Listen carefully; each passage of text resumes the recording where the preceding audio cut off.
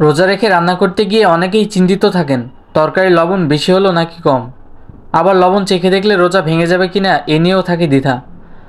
আজকে আমরা এই গুরুত্বপূর্ণ প্রশ্নের উত্তর খুঁজব ইনশাআল্লাহ। রোজার সময় রান্না করতে গিয়ে অনেকে লবণের স্বাদ পরীক্ষা করতে ভয় পান। ফলে কখনো খাবার হয়ে যায় একেবারে বিস্বাদ, কখনো বা অতিরিক্ত লবণ হয়ে যায় ইফতারে। ইসলামে রোজা অবস্থায় খাবারের স্বাদ দেখা কি বৈধ? এর উত্তর হচ্ছে প্রয়োজনে লবণ দেখা যাবে, তবে সেটি গলাধকরণ করা যাবে না।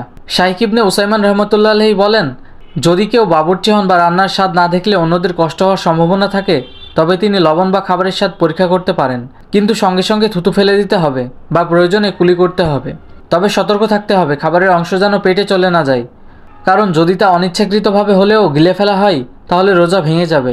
এছাড়া অপ্রয়োজনে খাবারের স্বাদ দেখা মাকরুহ, অর্থাৎ তা করা উচিত নয়, কারণ এতে খাবারের কিছু অংশ গিলে ফেলার সম্ভাবনা থাকে এবং রোজার মাহাত্ম্য নষ্ট হতে পারে।